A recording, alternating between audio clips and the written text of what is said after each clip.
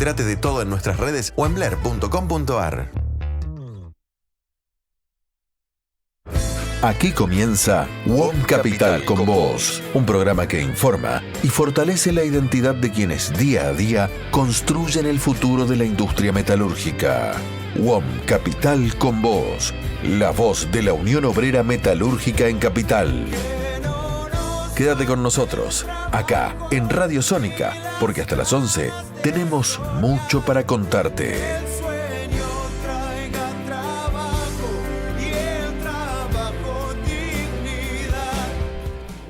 Muy buenos días, estamos acá en otro programa más de Radio Sónica. Bueno, día lluvioso, con una llovizna, llovió a la madrugada terrible, unos truenos terribles. Y bueno, acá estamos medio empapados en Radio Sónica con Gonza, que se viene de lejos, con mi compañero Beto Ábalos, que también se viene de zona norte. Sí, de zona sur, me equivoqué. Buen día a toda la audiencia. De zona sur. Y hoy tenemos un invitado muy de lujo, un compañero que anda caminando hace un montón de años, tratando de reconstruir la vida de su padre y también la vida de él, ¿no? Entre esa reconstrucción, una vida totalmente muy dura, y la verdad, un compañero que siempre muy humildemente, desde allá, desde Derechos Humanos, luchando siempre por su historia, por la historia de todos los desaparecidos y también de todas las personas y compañeros. Así que hoy tenemos el gusto de estar con Felipe Eduardo Vallese, hijo. ¿Cómo estás? Bueno, buenos días a toda la audiencia. Gracias Gisela, gracias Beto por la invitación. Y estoy bien, estoy luchando como todos los compañeros y las compañeras, desde cada uno desde su casa, desde su trabajo, desde su unidad básica. Y es difícil, políticamente está muy difícil todo. Pero a nivel personal, bueno, qué sé yo, tengo ciertos beneficios que creo que uno a través de la vida lo ha conseguido, lo ha logrado por ser como es, ¿no? Sí. Y bueno, estoy muy contento, contento por las cosas que vienen sucediendo.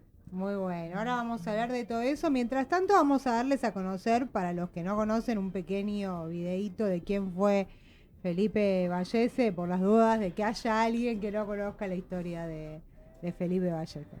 Desde el 40, así que en ese momento entró en el 58, más o menos a los 18 años a la empresa.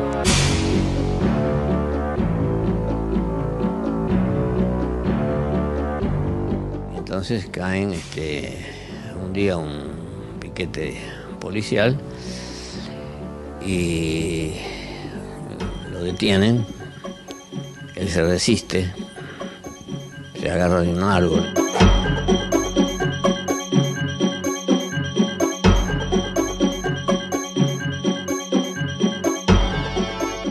Actualmente tiene un recuerdo de la intervención de él en la calle de Canalejas, que es a la vuelta.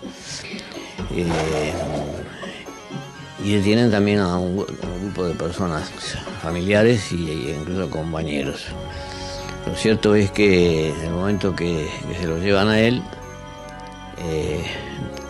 Vallese no se sabe, nunca se supo más nada. Al día siguiente del operativo que hicieron, liberan a los detenidos, menos a Vallese. Y lo que se ha podido verificar por reseñas de algunos intervinientes en estos episodios es que fue detenido y enviado a una comisaría, a dos comisarías. Se pasaron de comisaría a otra en Buenos Aires, entre ellas Villa Lynch, donde fue torturado. Después oficialmente se ignora siquiera su detención, o se niega su detención, ¿no es cierto? En ese sentido, se puede decir que es el primer detenido desaparecido. El objetivo fundamental era impedir que el peronismo se organizase, porque desde el 16 de septiembre del 55 y el exilio de Perón empieza a producirse un fenómeno de resistencia muy brava, muy quijotesca, no muy orgánica en todo caso, porque la característica del peronismo en ese momento era Jauretche le decía a Perón hay que hacer cuadros medios, y Perón le decía yo me entiendo con la tropa directamente. Pero todo ese periodo es dirigido a desplazar la presencia del peronismo en el escenario político. Bueno, esta es un resumen así, digamos, un poco de la historia de Felipe. Bueno, fue el primer detenido desaparecido, ¿no? Mucho antes del golpe del 55 y no, del 76. Del 76 y de la dictadura que fue la que no empezó con todo este procedimiento de picaneo, desaparecidos, o sea, de perseguir a los militantes políticos. Pero ya en esa época teníamos a Felipe Vallese, que es un símbolo, ¿no?, para los derechos humanos, para la Argentina, para el movimiento obrero y para los metalúrgicos también, porque él era metalúrgico. Con 18 años ya era delegado, ¿no? Sí. O sea, es impensable que hoy en día un chico de 18 años, o sea, es un chico todavía, ¿no? O sea, Yo fui a los 20, mirá. claro, bueno, vos eras chico, Beto, eras un caso medio normal, ¿o no? No era No normal. no, pero digo, no era tan No era común. normal que un chico de 20 Por años. eso, no era un caso medio anormal. Obviamente en Felipe sentido. mucho menor todavía más. Pero... No, Claro. lo que pasa es que yo creo que son personalidades, son maneras de vivir cada uno. Acá, como dice Beto, él fue a los 20. Bueno, son compromisos y responsabilidades que tiene uno mismo, que Sí. a veces ven. Yo siempre rescato que yo también fui delegado en mi trabajo en derechos humanos. Apenas entré, ya me propusieron, primero fui delegado colaborador y después al año ya era delegado oficialmente, estaba en la lista. Pero lo que pasa es que ciertos compañeros y compañeras que son elegidos por sus propios compañeros como delegados, Sí. es porque ven en ello primero credibilidad, ven la Sí. credibilidad que tiene ese compañero. Después el mismo delegado ve que está capacitado para defender y poner el pecho por sus compañeros. Sí. O sea, hay un montón de requisitos Sí, que claro. tiene el delegado, que tiene la persona que quiere ser delegado, o más que quiere ser, por ahí los mismos compañeros lo proponen. Porque Claro, a veces sí. uno no quiere y vienen los compañeros, che, vos tenés que ser delegado, y bueno, asumen el compromiso. No es fácil. No es fácil, por supuesto que no. Y bueno, él tenía 18 años, o sea, 20 años cuando 22. cuando desapareció, y bueno, lo picanearon, lo agarraron yendo a trabajar, ¿no? Me parece muy emocionante esto que vos contaste muchas veces, que te dio un beso y vos pensabas que al otro día iba a volver. Obviamente. Luchó por vos tu papá, ¿no? Porque también hay que decirlo, bueno, tu mamá era hija de un militar, o sea, entiendo perfectamente lo que es la familia militar, digamos, en ese sentido, y que no estaba bien visto que salga con un militante político, con alguien Militante político, trabajador, delegado de la Unión Obrera Metalúrgica. Obviamente eran épocas ya difíciles porque veníamos del 55 con un bombardeo. Claro. Mi viejo en el 58, 57 ingresa a la empresa TEA a trabajar, propuesto por un amigo de él, Osvaldo Abdala, y apenas ingresó ya era delegado siendo menor de edad. Fue así medio encubierto, nadie le preguntó la edad hasta que cumplió los 18, entonces lo oficializaron. Pero él era el que venía acá a la UON, no seccional capital, sino la nacional, a buscar las distintas reglamentaciones de los trabajadores para hacerlas cumplir en la fábrica, los distintos beneficios que tenían que tener ropa de trabajo, calzado, el alimento insalubre para la fábrica, porque era una fábrica que trabajaba las 24 horas, tener los boxes en el vestuario, los armarios, tener reloj para el fichaje de entrada y salida. O sea, es como que de alguna manera Felipe normalizó esa empresa. Hay un detalle que cuando a él lo secuestran, bueno, los dueños de la empresa, que eran dos hermanos... ¿Cómo se llamaba la empresa? TEA SRL, trefilado y esmaltado de alambre, SRL. Flores, Y ¿no? los mismos dueños resulta ser que le tenían guardado el puesto de trabajo. En cuando aparezca, mi papá seguía trabajando. No es que lo habían echado, que le mandaron telegrama. Se llevaba No. bien, era un muy buen trabajador, ¿no? Muy buen trabajador. Además de ser delegado, ¿no? Porque muchas veces, viste, está esta figura del delegado que no trabaja, viste, que está ahí, mentira. está hablando, tomando mate y... Yo fui delegado Claro. y trabajaba más horas de las que Que me correspondían. Exacto. Pero es por el mismo compromiso y responsabilidad que uno asume. Claro, está muy bien eso. Y así que bueno, y la realidad que bueno, él fue un hito, ¿no? En ese momento no había tantas medios de comunicación, no había redes sociales, no existía ni la tele, era radio nada más y era toda la comunicación era bastante elite, ¿no? Bastante prohibida y sin embargo Felipe Vallese se lo buscaba mucho y digamos con afiches, con fotos, por todo. Sí, por con todos distintas lados, ¿no? marchas también. Con marchas. Estuvo la UON seccional capital, la UON a nivel nacional, que en ese momento era Augusto Bandor, el secretario general. Él puso abogado a disponibilidad Bien. del caso de mi papá, puso ciertos beneficios a mi familia a disponibilidad, puso a gente a buscarlo. Ujú. Algunos, viste, dicen, no, Bandor no le dio bolilla. No, Bandor Sí, le dio. le dio bolilla suficiente al caso y bueno, no se pudo lograr porque también había, ¿cómo te puedo decir?, infiltrados en distintos lugares que avisaban a la misma policía, mirá que va el juez, mirá que va el fiscal, sáquenlo de ahí. Claro. Todos se fueron encubriendo, ¿no? El Exactamente. tema, porque incluso lo llevan de una manera cruel, lo agarran ahí cuando estaba yendo para trabajar y bueno, se lo llevan a una comisaría por un error, por una data que no era verdad, por una información que encima no era verdad, porque más allá que era un militante político, digo, en ese momento no había una persecución tal a los militantes políticos y en realidad, bueno, le hace toda la estrategia que después utilizaron en el golpe de 76, ¿no? Terrible, y desaparece, ¿no? Y vos eras muy chiquito Yo tenía 3 años. y tenés, claro, recuerdos de cuando fueron a tu casa en ese momento. Sí, eso no me lo olvido nunca más. Hay que decir también que eso es muy doloroso, ¿no? Para un hijo, porque la historia incluso de Felipe, Eduardo Vallese, es muy dura porque además de él no saber hasta los 8 años, 9, quién era su papá ni su mamá, porque su mamá no la vio casi de chiquito, su papá peleó por él para tenerlo y se lo llevó y digamos...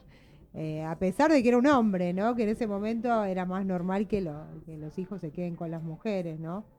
Y se lo llevó y bueno, lo tenía a su guarda hasta que pasa lo que pasa, ¿no? Así es, exactamente. Y bueno, y Felipe va descubriendo por un montón de cuestiones, después de estar internado de pupilo en un colegio, demás, y va descubriendo la verdad y bueno, después se la dicen. Sí, en forma de juego la voy descubriendo. O sea, de chiquito nunca supiste quién era tu papá. Claro, yo por ejemplo secuestran a mi papá y a mí a los pocos meses me internan en un colegio pupilo Mira. en La Reja. Todavía el colegio existe, yo hace unos años fui. Se llama Colegio Instituto FAI. En esa época era un colegio de sacerdotes irlandeses, algo así. Hoy está dentro de esa línea, pero con otro método de Más internado. empresarial. Sí, por ahí más abierto. Bueno, y a mí me internan ahí y estoy, no sé, pero calcularle casi 2 años. Y la vida mía era ahí, en ese momento, obviamente sos chico, no entendés nada, por qué motivo estás ahí. Me la pasaba llorando a la noche. Recuerdo mucho que terminábamos de cenar y teníamos, por ejemplo, 15, 20 minutos como para hacer la digestión, nos íbamos al patio y yo me la pasaba llorando, porque Claro, no sí, entendía sí. por qué motivo estaba ahí, por qué tenía esa vida. Claro. No Es entendés muy nada, difícil, no es entendés muy, muy difícil, ¿no? Reconstruir todo. Y siempre desde que te enteraste, has luchado por saber la verdad que pasó. Sí. Realmente con tu papá, dónde está el cuerpo, porque eso también es una realidad de que se lucha mucho de saber qué es lo que hicieron y dónde están los restos de esos familiares desaparecidos, detenidos ilegalmente y todo lo que pasó, ¿no? El punto máximo que, por ejemplo, comienzo yo a tratar de investigar y saber de la historia de mi viejo es ya con la presidencia de Néstor Kirchner. En ese momento secretario de Derechos Humanos era Eduardo Luis Duhalde, y en ese momento es cuando yo ingreso a trabajar en la Secretaría de Derechos Humanos de la Nación de la mano de Eduardo Luis Duhalde. Y ahí comienzo la verdadera investigación de mi papá, la historia, todo, porque tenía las herramientas, Claro, ¿me entendés? En la vida civil mía, privada, no, yo sabía, había obtenido algunos libros, pero más de eso no tenía. claro. Y luego, después de en la Secretaría de Derechos Humanos, aparte con la política que se llevaba a cabo desde el 2003 en adelante, Sí. ahí no solamente yo, hay varios Bueno, compañeros que pudieron investigar la historia de sus padres, sus familiares desaparecidos, porque la Secretaría Bien, estaba preparada ¿verdad? exclusivamente para estos casos. Ujú. Sí. Y bueno, Eduardo enseguida me llevó a trabajar ahí, trabajé 20 años y bueno, en 20 años fueron de investigaciones, no te digo todos los días, pero constantemente, algún viaje, algo, Ujú. y siempre estaba autorizado. Como había Claro. compañeros también que trabajaban ahí, que podían desarrollar su investigación con respecto a sus familiares. Pero a la vez también eso servía para ayudar a los demás compañeros Que que encuentren. venían a hacer denuncias, que venían a declarar que ellos estuvieron detenidos, y como en esos momentos estaban las leyes reparatorias, Claro. hay una parte de mi etapa en la Secretaría que yo pido trabajar en leyes reparatorias. Entonces atendía al público, después cuando terminaba de atender al público leía distintos expedientes, inclusive más de una vez hice el informe final sobre tal caso, y más de un abogado o compañero me ha felicitado porque me dice: la verdad hiciste un informe detallado, bien escrito, con una línea de tiempo en la cual se entiende. Y el abogado lo único que tenía que hacer es ponerle la firma, lo leía, ¿no? Lo reveía, ponía la firma y ya pasaba a otra etapa del proceso. Claro. Sí, no, la verdad es una historia de lucha y de dignidad para, bueno, para el primer desaparecido de la Argentina, primer trabajador encima metalúrgico, que estamos acá en el programa de la UOM Capital, ¿no? Y has recibido un llamado desde México, ¿no? Y estás Sí, en el, tratando de... en el 2023, 17 de noviembre de 2023, recibí un llamado desde México de una mujer, y en donde me da detalles de dónde, no posiblemente, sino dónde estaba el cadáver de mi papá. Yo me quedé asombrado, la seguí escuchando, y me da la dirección de la casa, bueno, la localidad, el barrio, todo, y dice: esa casa sigue siendo mía, o sea, de esta mujer. Y bueno, la conclusión es que yo le pregunté primero por qué me decía todo esto, cómo sabía, eh, cuál era su interés. Y me dice: yo te lo cuento porque yo soy la hija Oh, del comisario, del policía que mató a tu papá. oh, terrible. O sea, no me pareció nada raro, yo enseguida lo sentí como que ella en parte se sentía culpable. Claro. Lo cual yo le dije: mirá, vos no tenés culpa de nada, al contrario, yo te agradezco que me hayas llamado. Le digo: ahora todo esto lo podemos llevar a la justicia, vos me vas a hacer un audio con esta declaración. Sí, sí, contá con mi colaboración. Bueno, Buenísimo. todo eso está en proceso en este momento en la justicia, Ujú. en un juzgado del partido 3 de febrero. Ya hemos intervenido, hablado con el juez, con el fiscal. Los abogados patrocinantes míos son el doctor Mariano Dualde y el doctor Raúl Zaffaroni. Muy buenos abogados, ¿no? O sea, De renombre. abogados de lujo, Sí. Claro, de tenés... primera línea. muy bien. Eh, y entonces, en esto, bueno, pues ya pasaron años, se hizo la inspección ocular en la casa, fue el juzgado, personal del juzgado, la fiscalía, la policía. ¿Hay gente viviendo en la casa o no? Sí, sí, sí, sí, hay gente viviendo. Ahora te doy los detalles. Fue también, está presente y colaborando con esta posible excavación en poco tiempo, el equipo argentino antropológico forense, que está ubicado con base en la ESMA. Sí. que hace muchos años se armó este equipo, ya de la época de Néstor Kirchner. Ujú. Y bueno, estamos esperando, lo que pasa que pedían, nuestros abogados pedían planos de la casa, solicitaban al municipio 3 de febrero los planos de la casa, Claro. para ver dónde está el pozo ciego. En la inspección ocular vimos dónde está el pozo ciego, pero es un trabajo muy delicado, es muy Muy delicado. No minucioso. podés ir y romper por romper y decir, este no era el pozo, No, y no, rompiste claro. la casa. No, ¿Me sí, entendés? hay que... Hay que hacerlo con prolijidad, lo cual a mí me mantiene, por un lado, Activos, impaciente, claro. ansioso, pero a la vez, ya con Una varios años tranquilidad. encima sobre Sí. mis espaldas, tranquilo, de saber esperar. Ujú. Yo siempre lo relaciono con el fútbol. ¿Te acordás, Riquelme?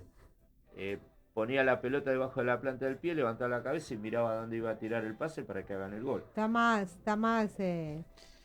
más cerca, la verdad, ¿no? Está O más sea, cerca, está más cerca. entonces, la verdad que, bueno, la verdad relativa, ¿no? Y Encontrar está todo cuando... bajo la justicia, Ujú. no es que es algo Sí, sí. privado. No, y más allá de eso, conocer un poco la historia del por qué llegó hasta ahí. ¿Por qué llegó hasta ahí? O alguien Bueno, tuvo un error, hubo un error, algo que generó que termine en la casa de un policía. bueno, Un error, en eh, realidad, claro, porque... Sí, Bueno, porque si en claro. definitiva decíamos que él no estaba previsto capturarlo, aparentemente No, era otra persona a la que tenían que buscar, lo toman a él y aparte hacen lo que tienen que hacer y después parece que se le va las claro. manos. Y sí, porque... Entonces a eso voy con el La tema mala del... información era como que, bueno, Ujú. justamente había matado a un policía, ¿no? Alguien dio una información claro, falsa. la historia comienza el 8 de julio del 62, Ujú. en donde en la calle Gascón 254 se produce un tiroteo por arriba de los techos, Claro, y y alguien... que eran entre policías de la provincia de Buenos Aires y dos personas que ellos estaban persiguiendo porque los tomaban como terroristas. Claro. Entonces todo esto se desemboca arriba de un techo de una fábrica que era de baterías de autos Ujú. y tenían otros menesteres. Y ellos consideraban que estas dos personas armaban bombas, tenían todo actos delictivos. Ujú. Y una vecina llama por teléfono a la Policía Federal, acude y se produce el tiroteo porque la Federal desde abajo ve sombras y siluetas cruzando por los techos. Claro. Entonces empiezan a disparar. ¿Qué pasa? Cuando termina el tiroteo, suben, habían matado a dos personas. Bajan con los cadáveres y extraen entre las ropas la documentación que eran de la policía de la provincia de Buenos Aires. O sea, la misma federal le mató dos policías a la provincia. ¿Qué hace la federal? No va a llamar a decir, che, nos equivocamos, le matan, porque estaban de civil. Entonces agarraron a un Exactamente, perejil. agarraron un chivo expiatorio que le echaron la culpa a Alberto Pocho Rearte, Ujú. que era militante, peronista, trabajaba en el sindicato, creo que de jabonero, creo, Sí, no sí, estoy sí, sí, sí. seguro. Y Pocho Rearte era amigo de mi papá, eran compinches, jugaban a la pelota en Plaza Irlanda, Claro. tenían todas sus salidas juntos, los dos eran activistas, militantes y peronistas.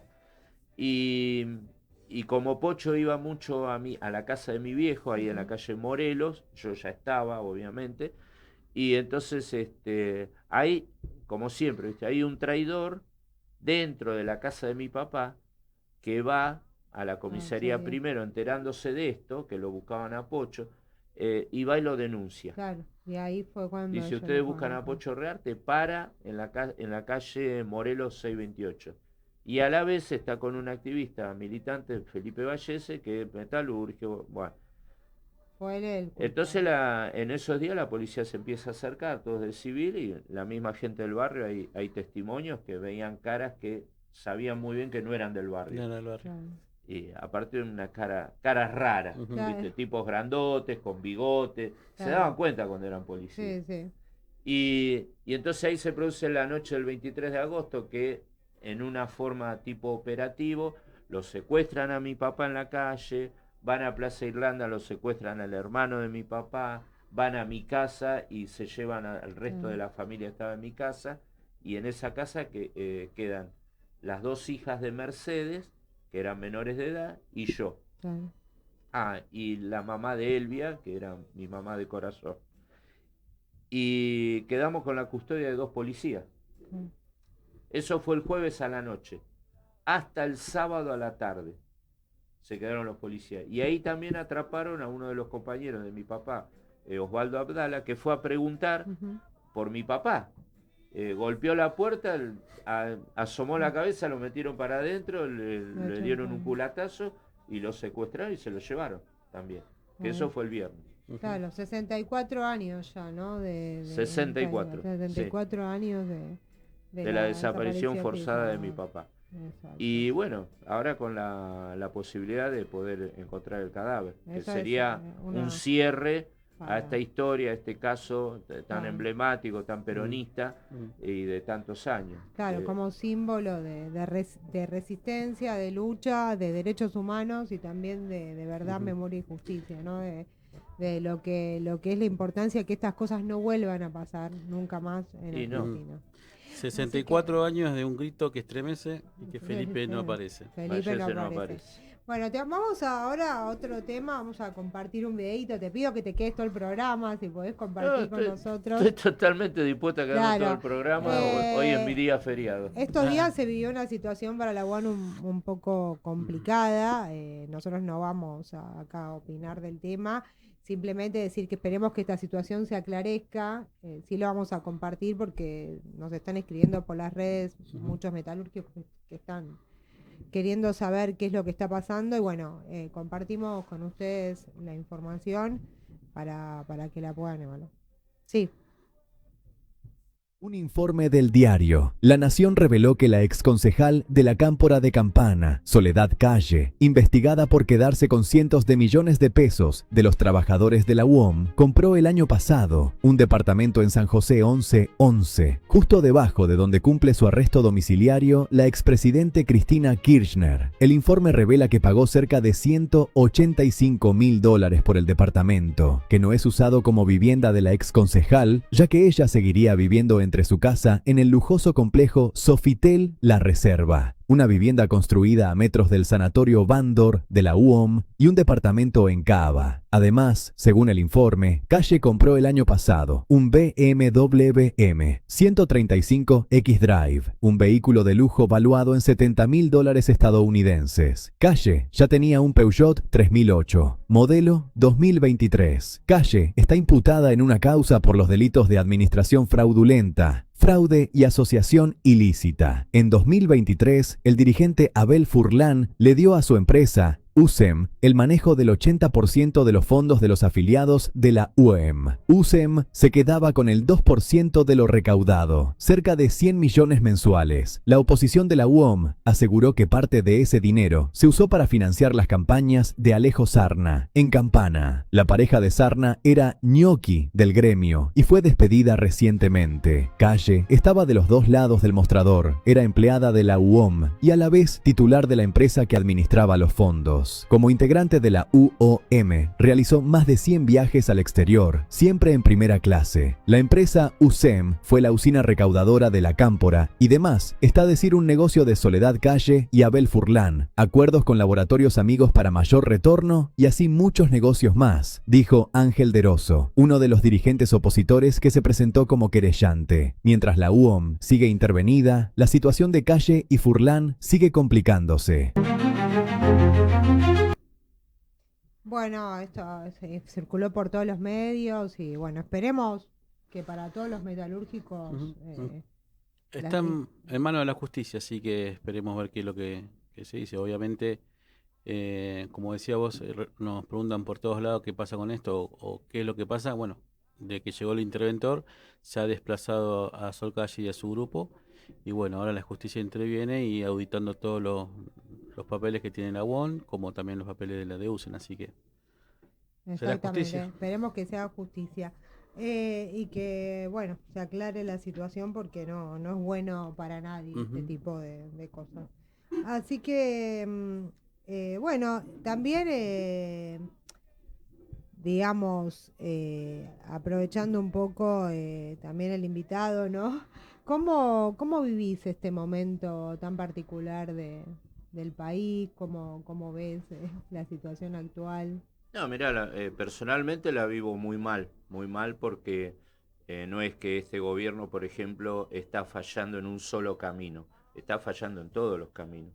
Está fallando en el camino de la salud, está fallando en el camino de las investigaciones, falla en la justicia, falla en la parte social, en la economía, o sea, nos viven mintiendo. Ya no pasa por si uno está de acuerdo o no con el gobierno, por fanatismo o no fanatismo. Ya pasa por una cuestión de que no dan pie con bola y encima nos mienten, se producen estafas. Yo creo que es el gobierno más corrupto desde 1810 a la actualidad, el gobierno de mayor corrupción, y que aparte de la corrupción no le dan ninguna solución al pueblo. No, es, o sea, ellos presentan los programas y te mienten, te viven mintiendo. Ayer hubo una propuesta de nuestro economista, Ah, el Toto. el Toto. ¿No Sí. viste? Para todas las personas que cobran arriba de 3 millones. Claro, arriba de 3,5 millones. Y sí. ¿Y cómo hace vos para declarar que cobra 3,5 millones? En Y- blanco. En blanco En blanco tiene que ser. Sí, sí, sí. Entonces- Eso es lo único que hoy en día han bajado. Y hoy estaba escuchando un poco la radio antes de llegar acá y decía, bueno, ¿qué ahora le pasó el keynesianismo al Toto Caputo? Claro. Entonces, de repente, o estamos mirando la brecha electoral, o qué es lo que está pasando, porque para ello dar a la gente, por más que sea a la clase media, darle algo del Estado era como mala palabra, ¿y ahora? No, están errando en todo. Están errando en todo, pero lo que a mí más me llama la atención es que cómo todavía hay ciudadanos que bancan a este gobierno. Eso. Todavía. Eso es lo triste. Hay ciudadanos que bancan a este gobierno. Mucha, todavía gran parte de la sociedad, ¿verdad? O sea, no hay una respuesta, salvo algunos temas muy específicos como el tema universitario. Ahí tenés el tema O sea, universitario. Uno pasa todos los miércoles por la marcha de los jubilados y ve lo que está pasando y todo, y ves un grupo de jubilados prácticamente solas, salvo algunos momentos que se acompañó la CGT o los movimientos sociales. O algunos dirigentes, bueno, la iglesia está cumpliendo un rol fundamental, ¿no? Mira, yo nunca lo hice ni me puse a investigar, pero sería bueno investigarlo. Vos agarrá, que tocaste el tema de los jubilados de la marcha, agarrá un policía y hacé un desglose, cuánto vale el casco, cuánto vale el gas Claro. pimienta, cuánto vale el chaleco, cuánto valen las Vale botas, más el caro que uniforme, todo. vale. Bueno, eso multiplicarlo por, no sé, por los 1000 policías que mandan los miércoles. ¿Cuánta plata hay tirada a la basura de ese lado cuando el mismo gobierno desde que entró te dice no hay plata, no hay plata, no hay plata, y resulta que lo primero que armaron fueron a las Fuerzas Armadas? Sí. Lo primero que hicieron, pusieron plata para armar. Y después, bueno, está lo otro. Yo quiero que la gente se dé cuenta que dependemos y nos gobierna directamente Estados Unidos.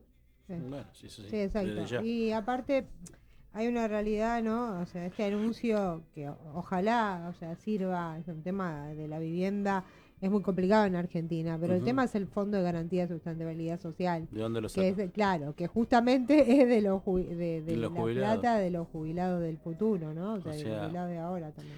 Fíjense, tienen, a ver, yo no digo que esté mal, ¿no? Pero una persona, una familia tipo que está en 3 millones, están viviendo dentro de todo bien.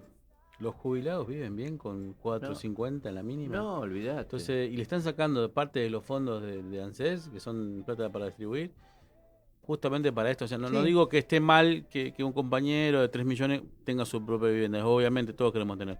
Pero creo que ese compañero o compañera vive mucho mejor que un jubilado. Entonces, y eso es lo triste de esto, ¿no? No hay ningún jubilado, salvo aquellos que tengan la jubilación de privilegio, Exacto. que esté viviendo bien. Los jubilados, la mayoría se mantiene porque la mayoría tienen hijos, los hijos le bancan el alquiler, Claro. o le bancan los Exacto. alimentos, le Sí. bancan los medicamentos, o sea, le bancan la vida. Y la verdad que el jubilado en ese sentido se siente mal, Se siente porque mal. esa persona estuvo acostumbrada toda su vida a trabajar, en mantener a la familia, y sentirse ahora de que es bancado por los hijos, no les gusta para nada. Mira, casualmente anoche estuve cenando con una compañera, que bueno, lo digo también porque ella se llama Esther Iribarne, que es escritora, que es poeta y que ella me va a ayudar y va a colaborar para terminar de escribir el libro sobre mi papá, que lo estoy escribiendo yo, pero obviamente necesito la parte técnica, pero bueno, se dio, no es que yo la busqué. Te escuché. Taku. Ah, perdón, sí, sí, no, es muy interesante, o sea, lo del libro, perdón que estamos en el aire, pero No, acá no, tenemos algunos problemas de conexión a veces no por hay los problema. teléfonos, y entonces, la verdad que es muy interesante que esté el libro, ¿no? O sea, Sí, el libro ya tiene título, ¿Cómo se se llama? llama Vallese por Vallese. Sí, Mira. muy bien. O sea, yo Muy bien, muy bien. Vallese escribo sobre mi papá Muy Vallese. bien, muy bien, Vallese, Maestro por lo cual a Ballester. mi hija le gustó. No, está bueno, está muy bueno, tienes razón, está muy bueno y también que hable un poco de la historia, ¿no? Porque también los que quedan, o sea, reconstruir una vida a partir de tanta incertidumbre y tanto dolor, ¿no? Es muy difícil, es muy Mira, difícil. yo el libro, por ejemplo, a mí se me ocurrió después de la pandemia, en todos nosotros hubieron muchos cambios. Y Y después ahí, de la pandemia, ahí, yo viviendo con mi hija, le digo, mira, voy a escribir el libro de mi papá, me parece bien, bueno. Pero bueno, lleva años. claro, Y, y es como que se da que con la aparición supuestamente del cadáver de mi papá, entonces como que puedo terminar de escribir el libro. Claro. sí, Por sí, eso también se demoró. exactamente. Bueno, ahora también vamos a ir a un tema que está ocurriendo ahora, una movilización de la UON justamente de Capital. Están ahí varios de los compañeros de la comisión directiva. Vamos a hablar con Ramón Cubilla, que él es también de la comisión directiva, que está ahora en ¿qué fábricas, Beto? Van a ser 3 fábricas hoy, ¿sí? En Gamasonic, en Danac y en Miguel Smith. ¿Cómo estás? Muchas gracias, Ramón Cubilla. Hola, ¿cómo andás? ¿Todo bien? ¿Cómo estás? Mirá, estamos acá con Bien, Beto bien. y con Felipe Vallese, hijo. Sí, lo La verdad conozco que al chico. sí, estamos acá, bueno, un poco capturando la historia de lo que fue la historia de su papá y demás, pero bueno, sobre todo nos interesaba saber cómo están, qué está pasando, por qué están reclamando hoy frente a estas 3 empresas. Bueno, mira, la que Miguel Smith es una empresa que, viste, tiene bastante trayectoria, para nosotros negativa, ¿no? Porque nunca hemos podido acordar nada, siempre la empresa utilizó la amenaza de los despidos. Incluso ahora la empresa había ofrecido 10 retiros voluntarios que la gente no se anotó porque por temor, una por temor a perder el trabajo y otro por temor a que le paguen Ah, la indemnización que acuerden. Y aparte de eso, tenemos otro tema que es que a los delegados le están aplicando la nueva ley, la ley de flexibilización laboral, por lo cual nosotros, la comisión directiva, desde el primer momento que salió la ley, esta ley mencionada, nosotros no vamos a hacer caso omiso porque lo que trae es un perjuicio a todos los trabajadores. Por lo tanto, nosotros vamos a seguir valiendo nuestro convenio que está vigente.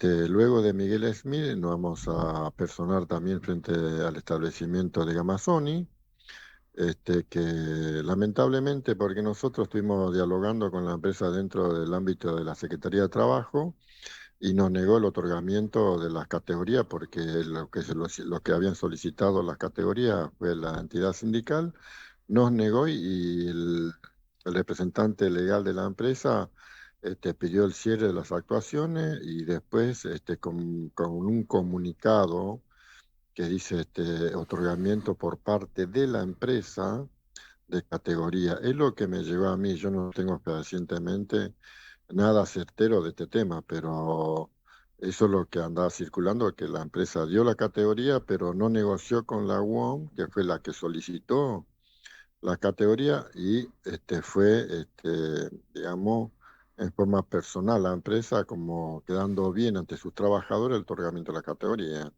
Y esta categoría nosotros lo veníamos solicitando allá por el mes de enero, febrero, y recién ahora se le otorgó la categoría. Es lo que tengo la versión no oficial, ¿eh? Y después, bueno, tenemos ahí también dentro del establecimiento, tenemos el problema de que al delegado se le descontó más de 300.000 pesos de su salario, porque según la empresa hizo que se excedió de las horas que marca la ley en las horas gremiales.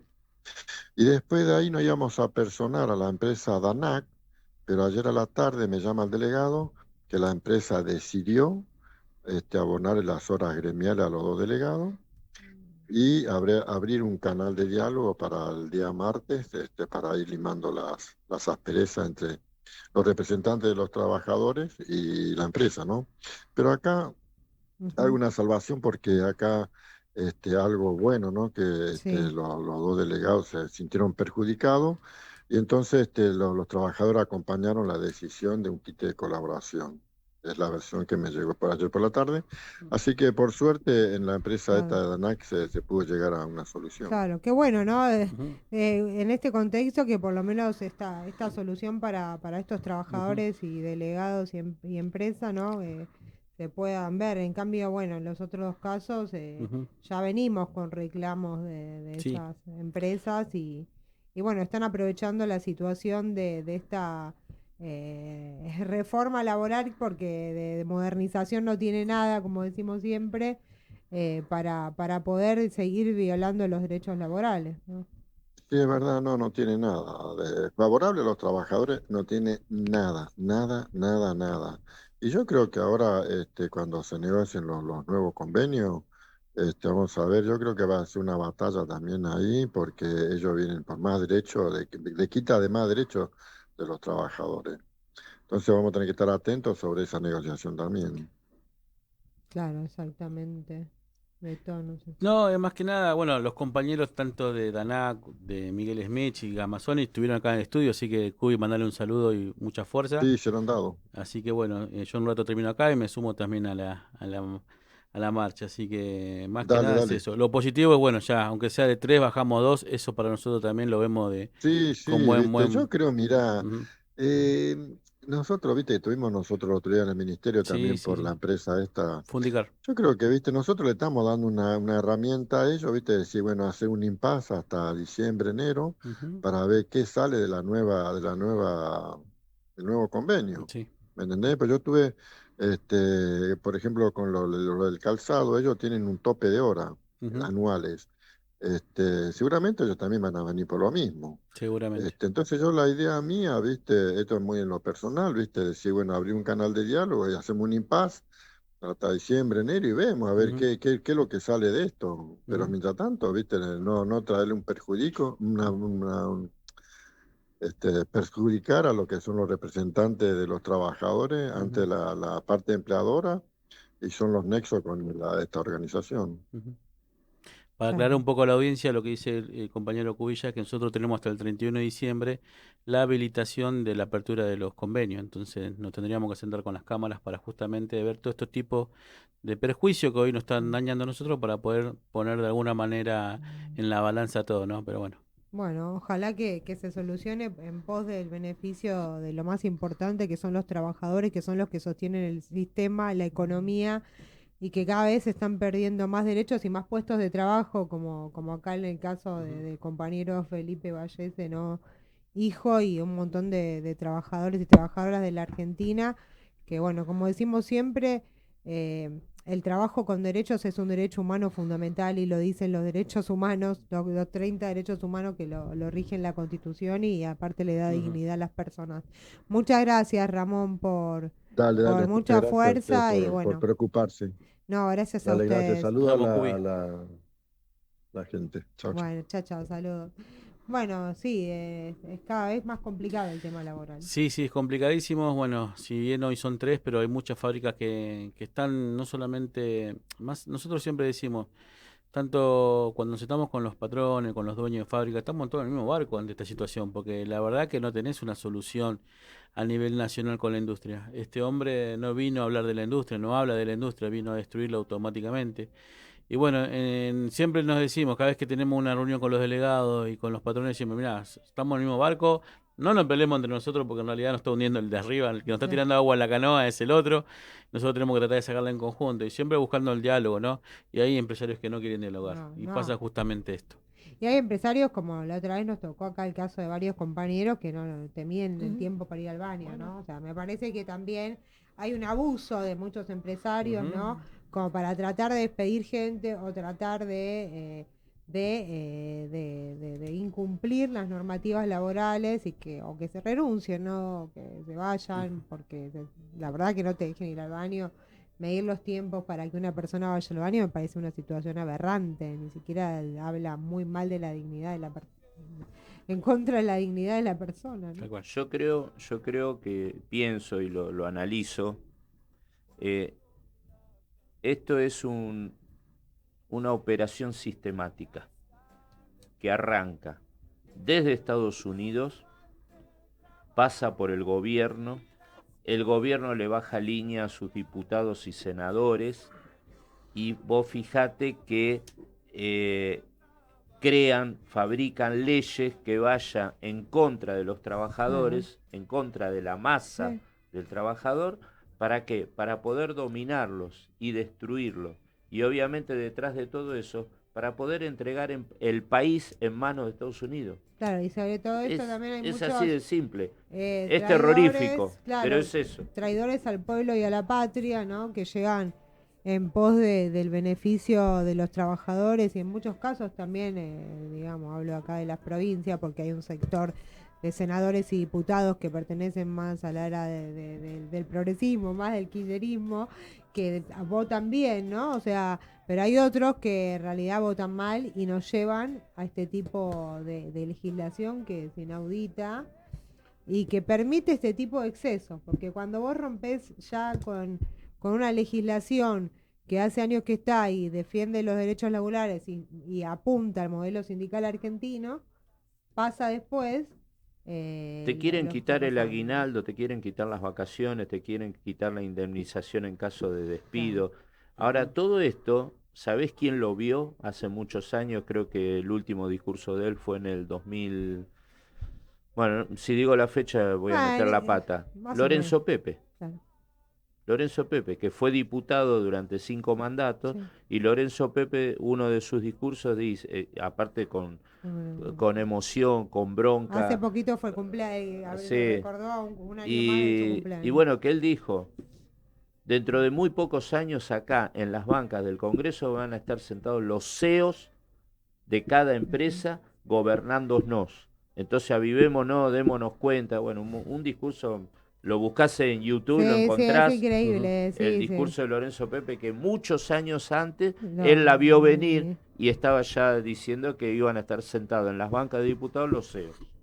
Sí, aparte, bueno, ¿no? Qué mirada, ¿no? Estratégica. Lo conocimos a Lorenzo y tuvimos la suerte de ir a verlo, ¿no? Ahí en el Instituto de Juan Domingo Perón, que hoy ya no existe más y, digamos, lo destrozaron y en realidad...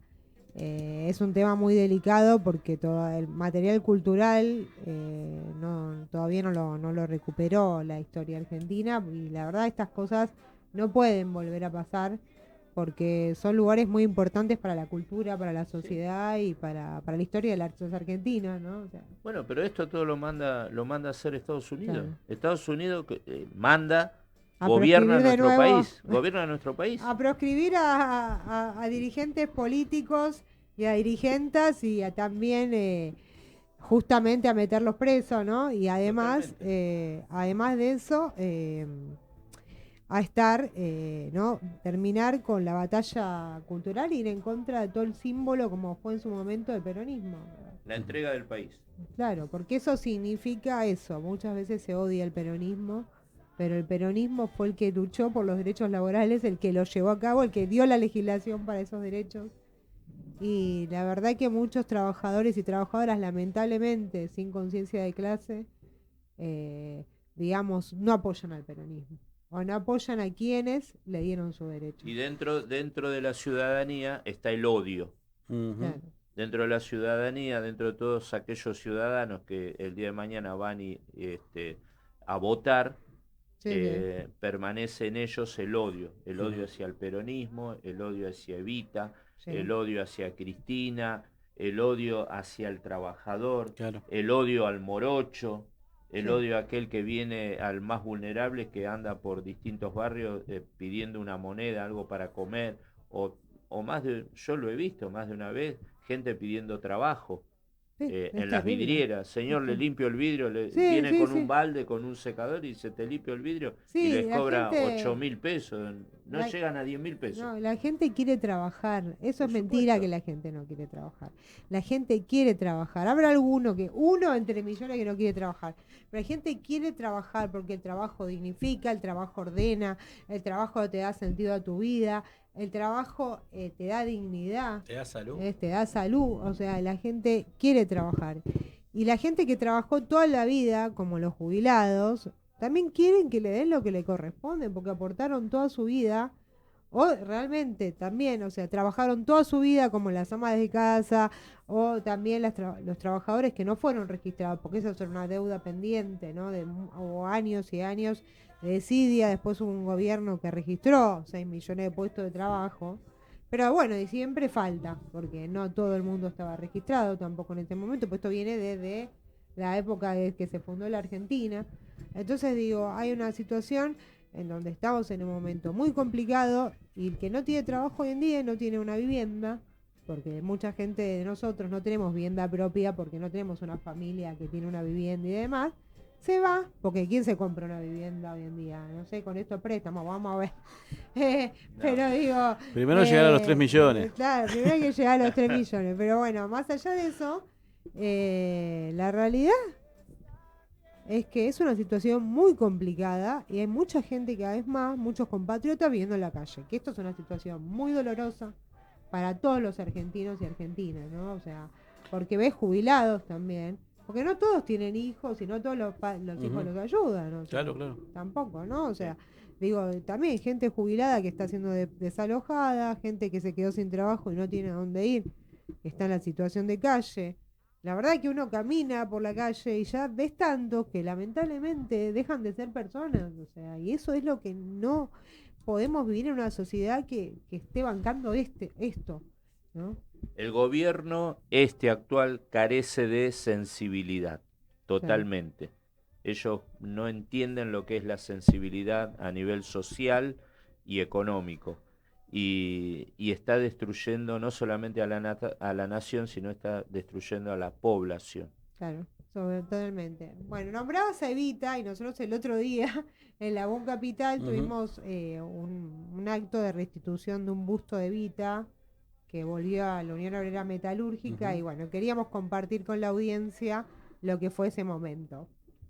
Se invita a Sandra Santoro, directiva, y a Ramón Cubilla a descubrir la placa de propulsora siderúrgica.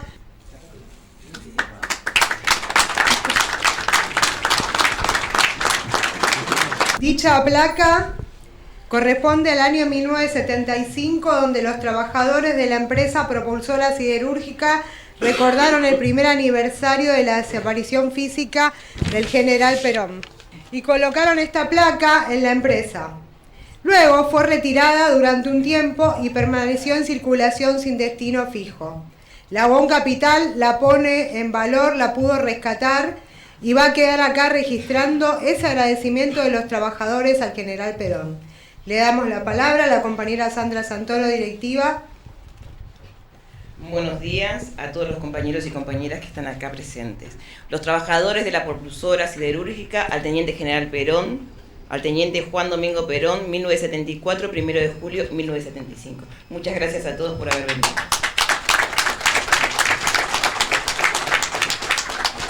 Ahora sí, se descubre la placa donde se cuenta la historia del busto. Por favor, el secretario adjunto Gustavo Nasso y el directivo Ramón Paz.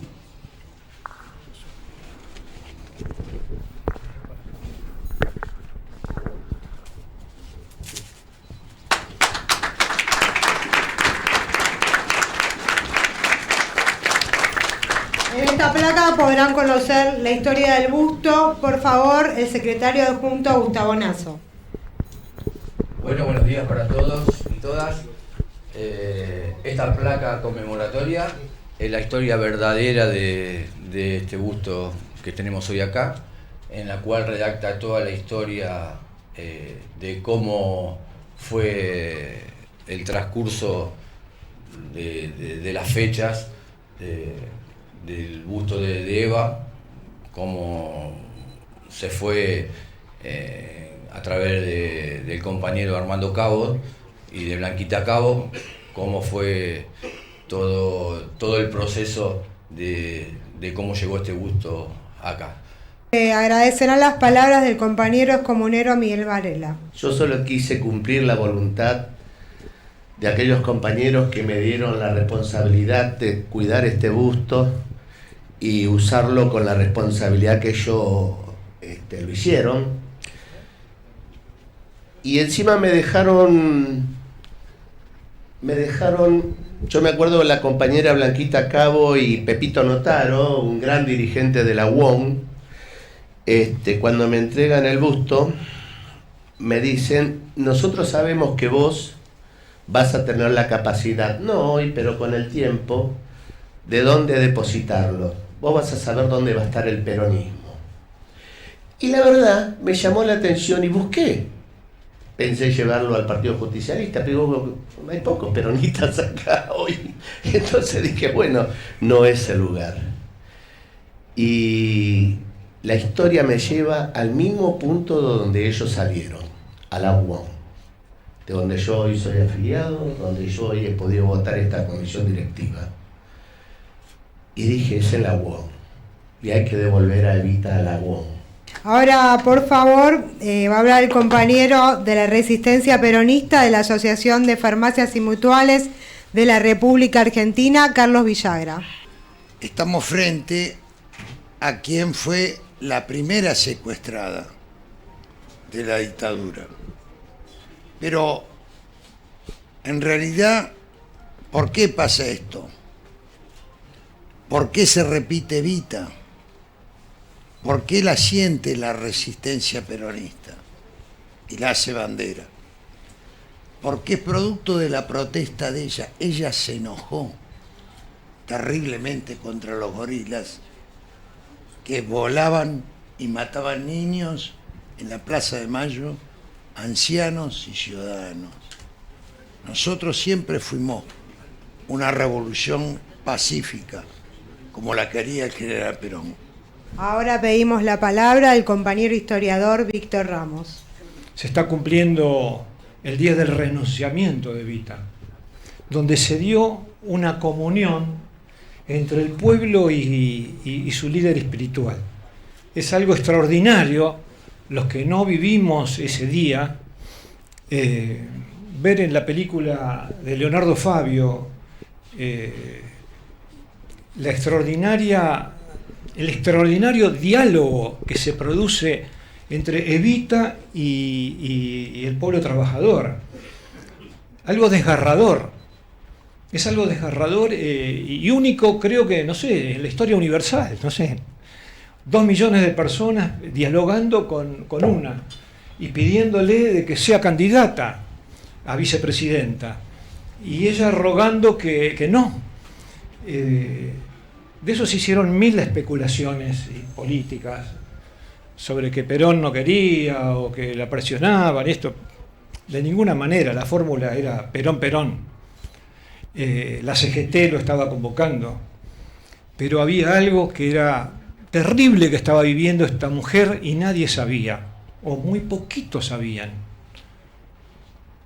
Una cosa terrible para la época, no para ahora. Terrible para la época, que era una sentencia de muerte en los años 50, el cáncer. Ella estaba hablando el 22 de agosto de 1951 y el año anterior, en enero del 50, le habían detectado el cáncer y le habían aplicado distintas operaciones.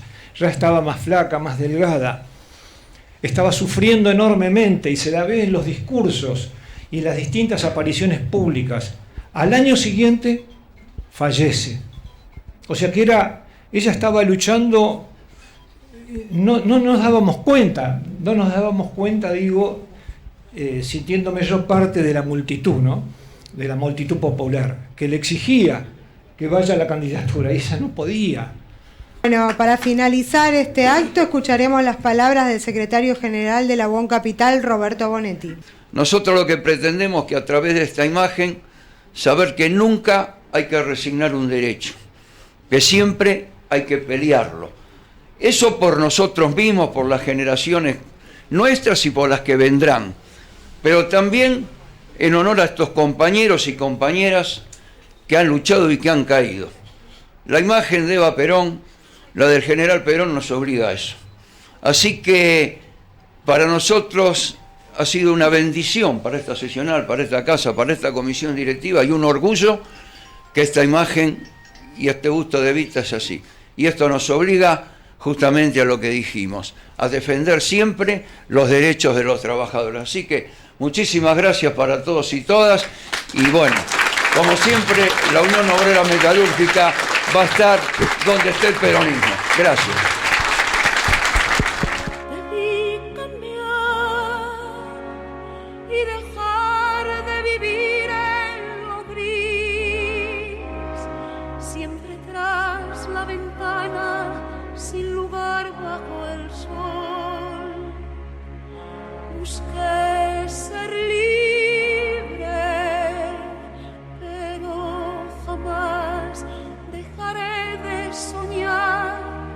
Y solo podré conseguir la fe que queráis compartir.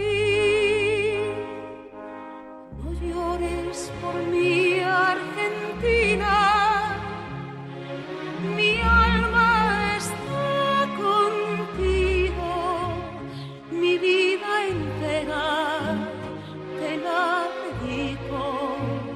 Mas no te alejes, te necesito. Bueno, emocionante el acto de restitución del busto de Evita, también a la UON Capital. Estuvimos hablando la semana pasada también con Miguel Varela antes del acto. La verdad que fue quien restituyó el busto de Evita a la UON Capital después de muchos años que estuvo enterrado. También tuvo una historia difícil, ¿no? de transcurrir ahí el busto de un símbolo claramente de la resistencia del peronismo, y bueno, que hoy volvió a la UON Capital. Así que bueno, ahí vemos la foto de todo el acto. Estuvimos viendo un poco de las palabras de cada uno de los participantes. Fue muy, muy interesante. Un busto con mucha historia, así que volvió a casa, diría. Claro, volvió a casa y bueno, ya estuvimos conversando de este tema, pero bueno, es un símbolo también muy importante para todos los trabajadores y trabajadoras y para todos los argentinos, ¿no? Lo que fue la figura de Eva Perón y quien también dio la vida por la patria, ¿no? Que así como el padre de Felipe también militaba y más allá de que fue un error, digamos, y todo, él también era un militante político y eso hay que decirlo. En el 55 estuvo ahí, ¿no? En la plaza Plaza de Mayo en el bombardeo. Con 15 años. Con 15 años, ¿no? O sea, un nene. Hoy en día es un nene 15 años, ¿no? O sea, y sí, todavía le está pidiendo a papá claro, y mamá. Claro, ¿no? Decíamos que el caso de Beto es un poco anormal porque en el sentido de que va 18 años, llegar a delegado. Vos 20 para 21. Bueno, no es tan normal porque, digamos, ¿no? O sea, no. Sí. Pero no había muchos compañeros tuyos tampoco. Y bueno, imagínate en esa época también, ¿no? 18 años. Un niño. Sí, apenas ingresó a la fábrica, ya con 17 años, los compañeros lo votaron, lo eligieron, lo pusieron como delegado. Y él dijo, pero soy menor de edad. Bueno, no importa, vos andás. Y bueno, y transcurrió así un par de meses hasta que cumpla la mayoría y después se oficializó. Claro, y además de todo eso, ¿no? La voluntad de tener a su hijo con él, ¿no? O sea, la verdad, hacerse cargo, ¿no? Hacerse cargo de todo, de los trabajadores, de su hijo, de un parte orgullo, de la familia, ¿no? Todo. Un orgullo tu totalmente. Yo te quería decir, Roberto Bonetti, las veces que hicimos actos en la UON Seccional Capital, él en su discurso siempre manifiesta, dice, y pensar es algo muy loco, pero Felipe Vallese lo teníamos sentados en esas butacas donde más de uno de ustedes están ahí sentados, y él estaba ahí escuchando distintos actos que se hacían acá, o asambleas, más que actos, asambleas que se hacían ahí en Seccional Capital, dice, y Vallés estaba sentado ahí. Claro, sí, un símbolo, ¿no? Todo. Lo destaca siempre Roberto. Sí, bueno, el otro día, nos comentaban a Beto y a mí que fue Roberto Bonetis, el secretario general, vamos a nombrarlo, siempre lo decimos, pero de Capital Federal, de la UON de Capital Federal, que fue a la catedral, ¿no? Que apareció ahí. Sí, este lunes 24 hicimos la misa en memoria de mi papá, nada más y nada menos que en la catedral de la ciudad de Buenos Aires, que la condujo el padre Alejandro Russo, y fue muy emotiva, muy emocionante, pero 5 minutos antes de que empiece la misa yo estaba ahí saludando a distintos compañeros, viste, siempre se te acercan, como que dan el presente, che, claro, mirá que vine, y aparece Roberto, su personalidad, viste, claro, que es alto, sí.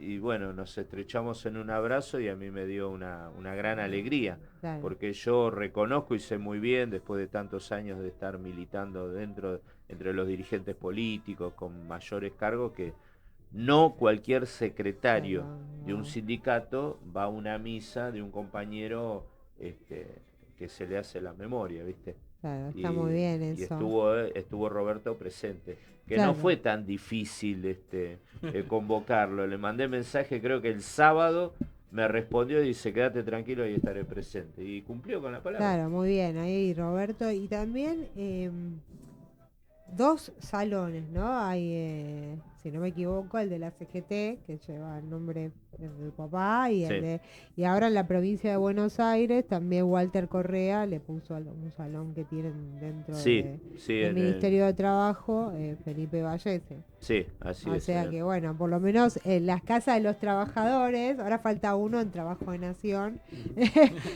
Ahora, cuando vuelva a ser ministerio, ¿no? O sea, algún salón en Nación que lleve el nombre de mi viejo. Estaría lindo, la verdad.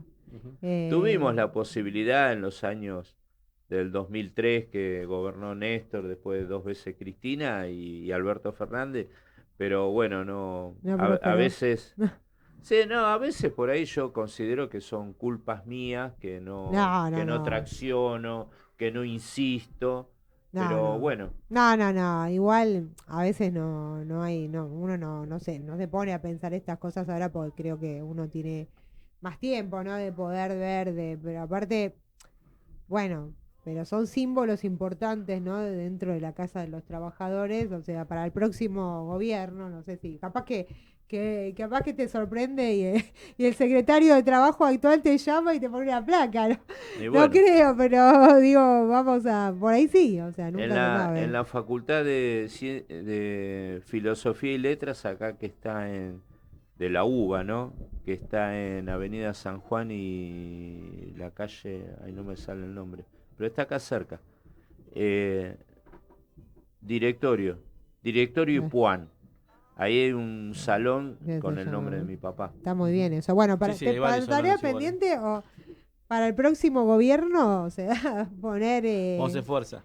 Vamos a hacer fuerza para eso, un salón en el ministerio, esperemos que vuelva a ser ministerio. Claro, Ministerio de Trabajo. Sí. Un salón a nombre de Felipe Valle. Y tendrían que sacar, claro, con un gobierno peronista tiene que ser. Tendrían que sacar el nombre en varias avenidas y calles de la ciudad de Buenos Aires que, haciendo un revisionismo histórico, fueron traidores a la patria. Exacto. Sí, eso es un tema complicado, ¿no?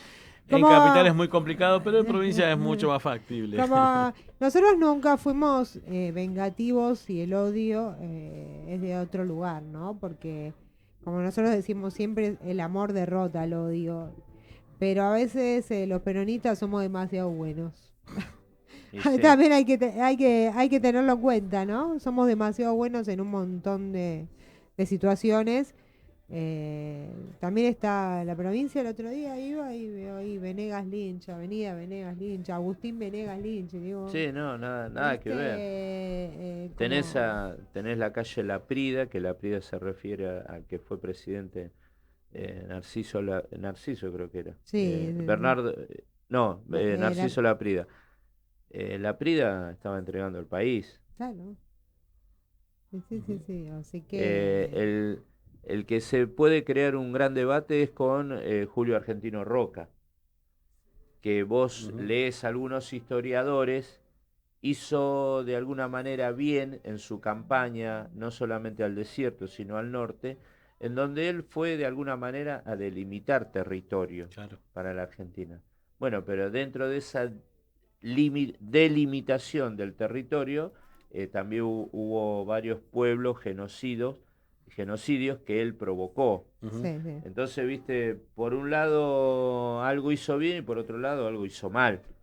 Entonces es muy complicado el debate con Julio Argentino Roca. Claro. Mirá que yo me cruzo con Sarmiento también, ¿no? Uno lee me una cruzo cosa con gente que defiende la postura de Roca. Claro. Sí, mucha gente. Sí. Y de Sarmiento también.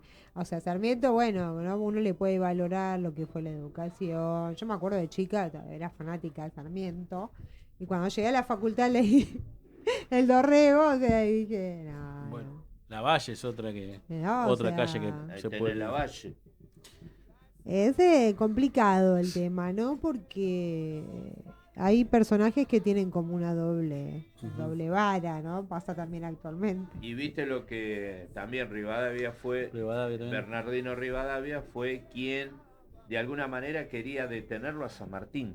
Claro. Sí. Cuando San Martín ya había liberado a Chile, había prácticamente provocado la libertad. Le de decía Argentina. traidor a la patria porque se llevó un ejército al otro lado. Se llevó un ejército al otro. ¿Y qué fue? ¿A pasear? Sí. Fueron de vacaciones, fueron a hacer turismo. Fue el primer presidente también que obtuvo la deuda externa. Claro, él fue el primero que pide plata a Inglaterra. Y no pide 2 pesos con 50. Que en la cual esa plata nunca fue al pueblo. Nunca fue al pueblo y yo tengo entendido, él la pidió allá por 1814, 1815. Se terminó de pagar 80 años después. 80 años después. Terrible, ¿no? Nuestro país empieza mal. Empieza mal, seguramente. Y vos haces el revisionismo y también tenías en ese famoso Cabildo Abierto de 1810 que había algunos ciudadanos, comerciantes, políticos, profesionales, que querían que acá el territorio sea monárquico, que venga un rey, que dependamos de España. Y había otra parte que no. Bueno, gracias a Dios que ganó la que no. Por supuesto, claro. Es la historia de la Argentina ya estaba ya con la grieta del principio. Apenas nació, empezó con la grieta. La grieta no empieza con Cristina en el 2010, 2015, no. La grieta empieza en 1810. Exactamente. No, claramente. Ahora sí hay que conocer la historia. Claro, pero, ¿sabes qué? Sí. Yo a veces cuando tengo, ahora no tanto, pero las veces que tuve oportunidad de dar charlas, no solamente de mi papá, sobre derechos humanos, sobre historia del sindicalismo, historia de la República Argentina, yo siempre les dije a todos aquellos jóvenes que iban a la charla que por favor lean la historia argentina, claro. Que la lean, que la repasen. Sí. Si la lees, te vas posicionando vos solo para dónde vas, te vas posicionando solo. Pero justamente creo que siempre se apunta a esto, ¿no? A destruir de dónde venimos, de quiénes fueron los verdaderos protagonistas de la historia, y uno ve que los grandes líderes populares y la gente que más luchó por la patria es la que termina siendo acusada de traición a la patria y es la que termina muerta, desaparecida, proscripta. Esto es lo más doloroso que tiene el pueblo argentino, que le falta memoria. Por eso desde acá siempre fomentamos la historia. Todos los días hablamos algo de historia. No, me parece bárbaro. Hablando de historia, en un ratito vamos a estar con Víctor Ramos, Historia y Futuro, que te invitamos a quedarte y después te llevas el libro, hablando un poco de la historia de la Unión Obrera Metalúrgica de la seccional Capital. Bueno, ahora nos vamos a una breve tanda y enseguida volvemos acá en WOM Capital con vos. Queda ser presente.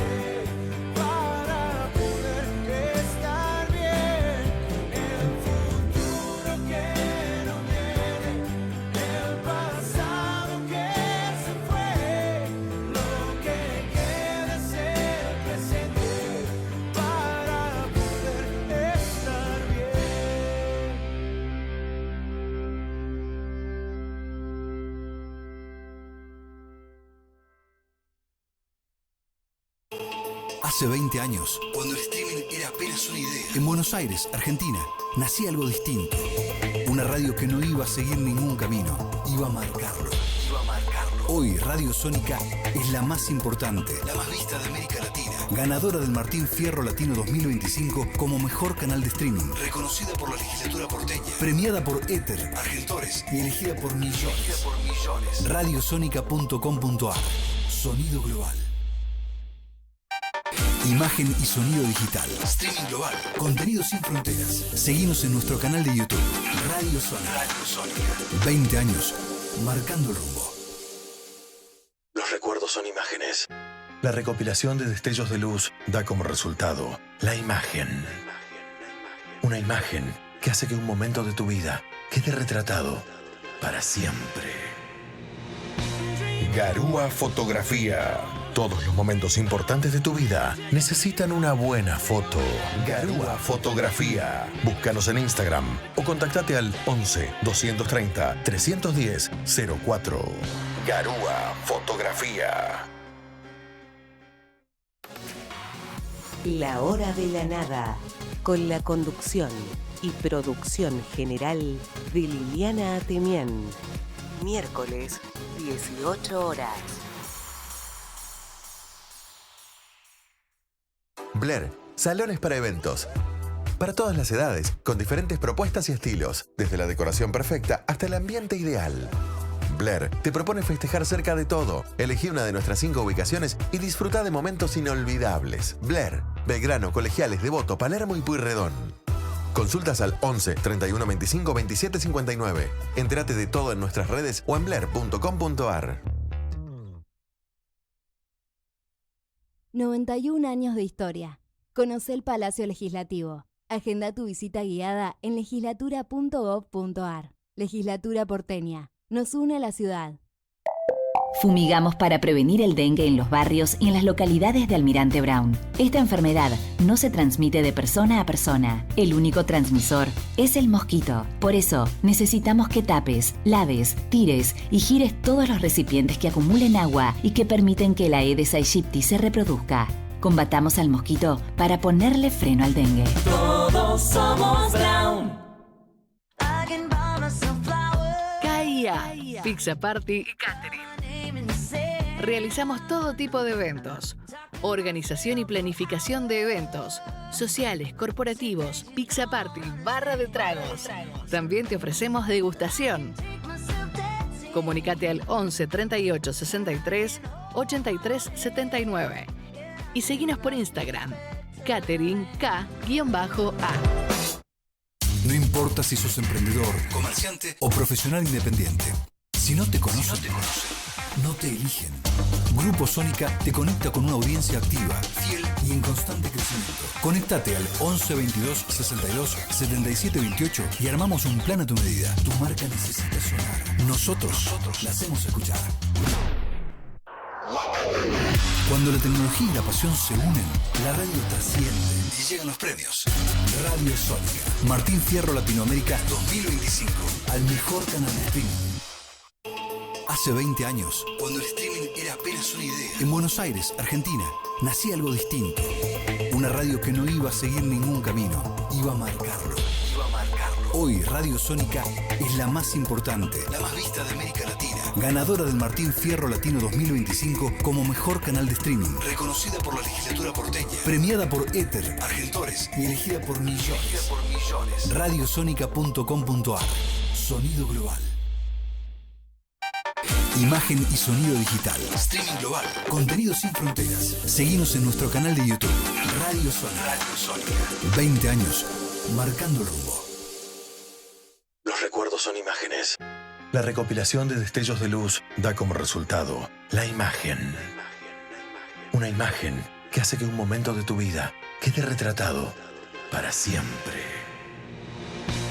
Garúa Fotografía. Todos los momentos importantes de tu vida necesitan una buena foto. Garúa Fotografía. Búscanos en Instagram o contactate al 11 230 310 04. Garúa Fotografía.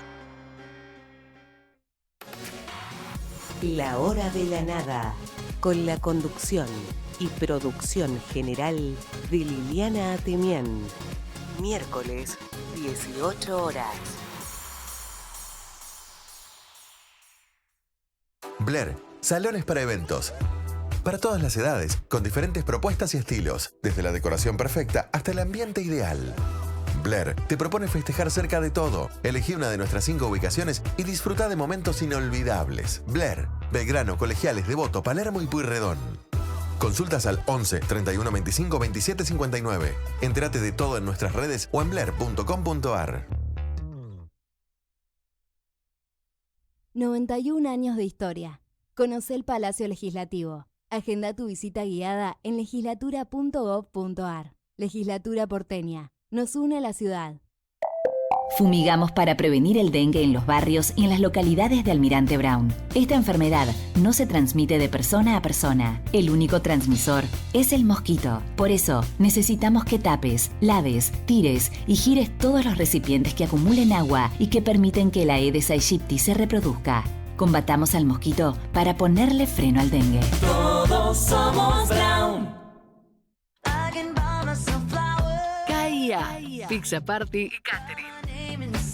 Realizamos todo tipo de eventos. Organización y planificación de eventos sociales, corporativos, pizza party, barra de tragos. También te ofrecemos degustación. Comunicate al 11 38 63 83 79 y seguinos por Instagram, Catering K-A. No importa si sos emprendedor, comerciante o profesional independiente. Si no te conocen, no te eligen. Grupo Sónica te conecta con una audiencia activa, fiel y en constante crecimiento. Conéctate al 11 22 62 77 28 y armamos un plan a tu medida. Tu marca necesita sonar. Nosotros la hacemos escuchar. Cuando la tecnología y la pasión se unen, la radio trasciende y llegan los premios. Radio Sónica. Martín Fierro Latinoamérica 2025. Al mejor canal de streaming. No se trata solo de escuchar. Se trata de conectar, interactuar y ser parte. Transmitimos ideas, contenidos y experiencias en tiempo real. Radio Sónica. Radio Sónica. 20 años haciendo historia. Hace 2 décadas empezamos con una idea. Hoy somos una comunidad que no para de crecer. Radio Sónica. 20 años adelantados al futuro. Aunque las puertas se cierren, aunque no me sienta bien, aunque el tiempo pegue fuerte, sé que voy a estar de pie. Aunque el tiempo pegue fuerte, sé que voy a estar de pie. Yerba buena nunca muere, no se cansa de pelear. Aunque llueva, nieve o truene, te tenés que levantar. Aunque llueva, nieve o truene, te tenés que levantar.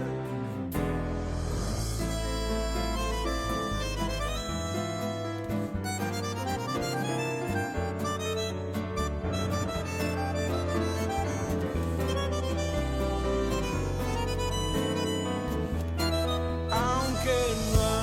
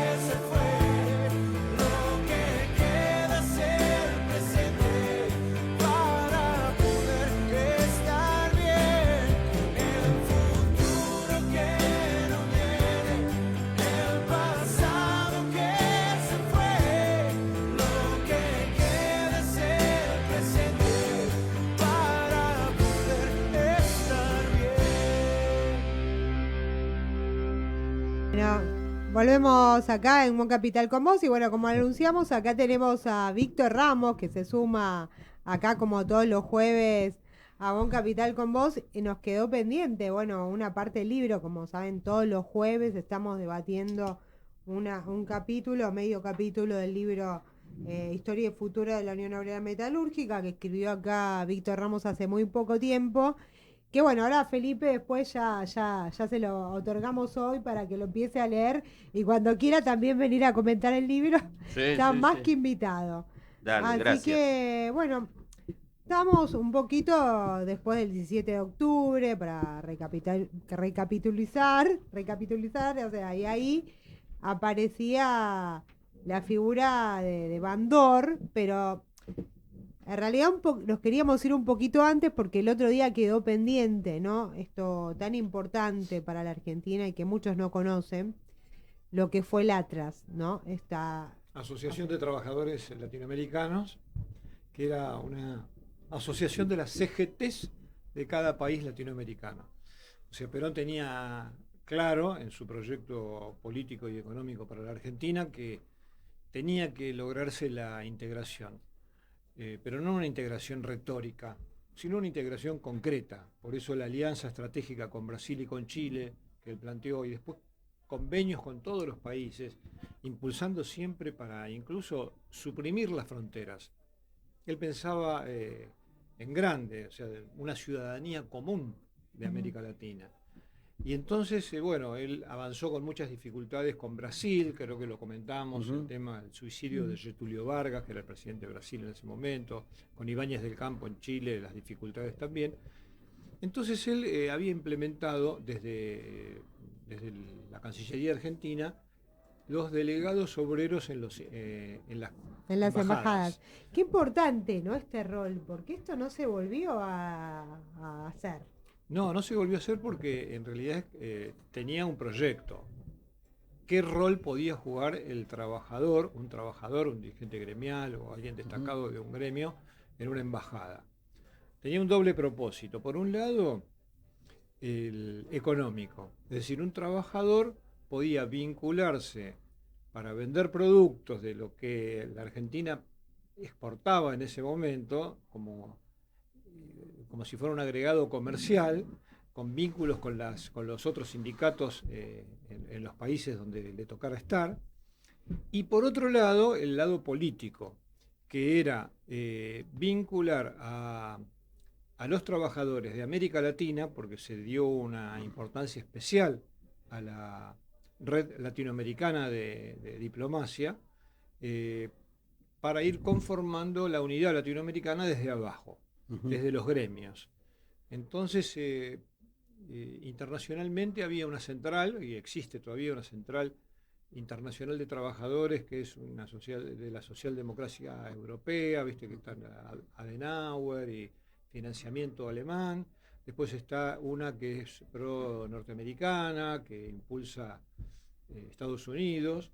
Y bueno, y Perón dijo, no, vamos a hacer una nuestra, de América Latina. Y tenía sede en Colombia, después tuvo sede en Lima, y perduró, incluso superó el 55.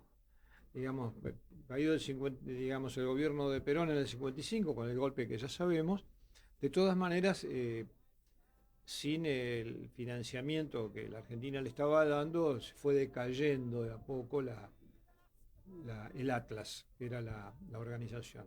Pero quedó como un tema pendiente. Siempre desde la CGT se plantea, desde la CGT Argentina, de volver con ese proyecto y salir de la tutela tanto de los europeos como de los norteamericanos, que bueno, ellos en realidad con mucho billete, mantienen con viajes, con esto, y sostienen esas internacionales, ¿no?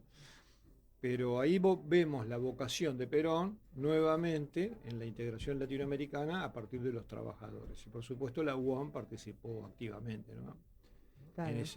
En ese armado, que la verdad era muy interesante. Esto habría que retomarlo en algún gobierno, si es que se puede, ¿no? Porque se hizo intentos, pero este tipo de estrategias me parece que nunca más volvieron a hacerse en la Argentina y es muy interesante.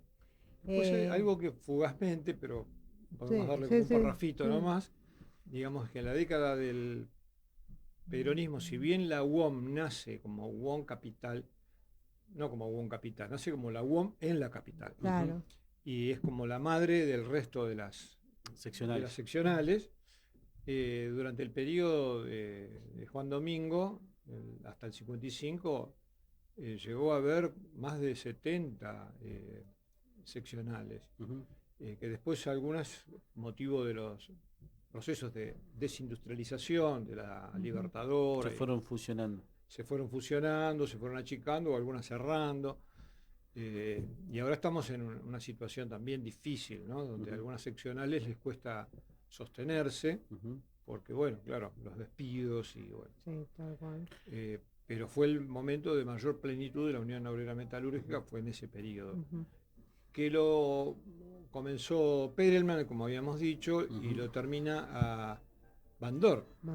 Justamente, bueno, contaba que Felipe Vallese iba a la UON y lo conoció a Bandor, ¿no?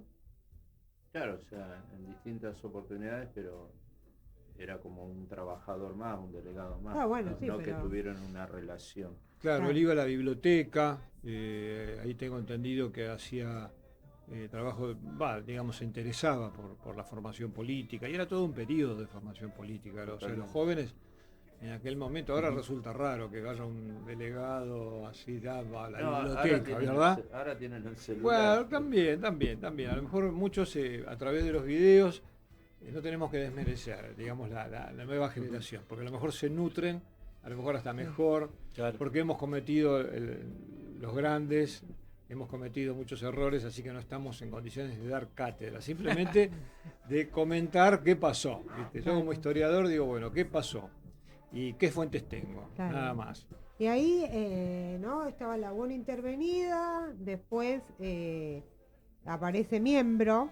Exactamente, ahí se da, sí. Y después él gana y proclama Bandor. ¿Cómo es claro, ahí se da... ¿Eso fue en qué año más o menos? Sí, en el 54, hay una situación... Sí, ahí. Más o menos para ubicar en tiempo y espacio. Sí, antes del golpe se genera, hay una situación económica difícil en la Argentina. Sí. Entonces empieza a haber una serie de paros de trabajadores reclamando a los patrones aumentos o condiciones laborales, no sé, aumento básicamente. Y asume la Secretaría General en el 52 Abdallah Baluch, que es un compañero de La Matanza. Entonces, cuando llega el año 54, que empieza a haber movimiento interno y huelgas y paros en distintas seccionales, el PC, digamos la oposición, que era fuerte en ese momento, interna dentro de la UOM, que se habían, en el capítulo anterior habíamos dicho que el PC había licuado su sindicato y se habían incorporado en silencio a la UOM, los militantes del PC. Pero claro, estaban calladitos. Cuando las papas quemaron en el 54, salieron con todo contra Perón y contra la burocracia sindical. Entonces Abdallah Baluch tuvo que tener mucha muñeca para defender el interés de los trabajadores, ¿no? Digamos, defender los paros, las huelgas que hacían contra los empresarios reclamando sus mejoras, y al mismo tiempo contener que el PC venía por la revancha, ¿viste? El Partido Comunista venía por la revancha para tomar el sindicato. Bueno, entonces ahí se produce una serie de asambleas, de idas y venidas, hasta que, bueno, toma la Secretaría General Colache, que era de Bahía Blanca, pero la toma y renuncia al toque, no pudo con el lío. Asumen ahí también rápidamente los hermanos González, y era toda una gran crisis, y se convoca Asamblea General en el Luna Park.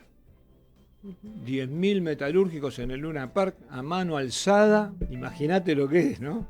Con discusiones, debates, y proponen como candidato a Paulino Niembro, papá del Niembro del periodista. Del periodista amarillo. Loco, ¿no? Sí. Bueno, y este Niembro, que era uno de los fundadores también, digamos, con Perelman de la UOM, es proclamado por unanimidad en ese congreso de Luna Park. Y él, cuando toma el micrófono, dice: muchas gracias, compañeros, muchas gracias, pero yo creo que para la etapa que viene, el compañero para conducir la Unión Obrera Metalúrgica es el compañero Augusto Timoteo Bandor. Qué bien, y ahí, nuevo aplauso para Timoteo Bandor, y es proclamado por unanimidad en ese congreso. Y ahí nomás viene el golpe.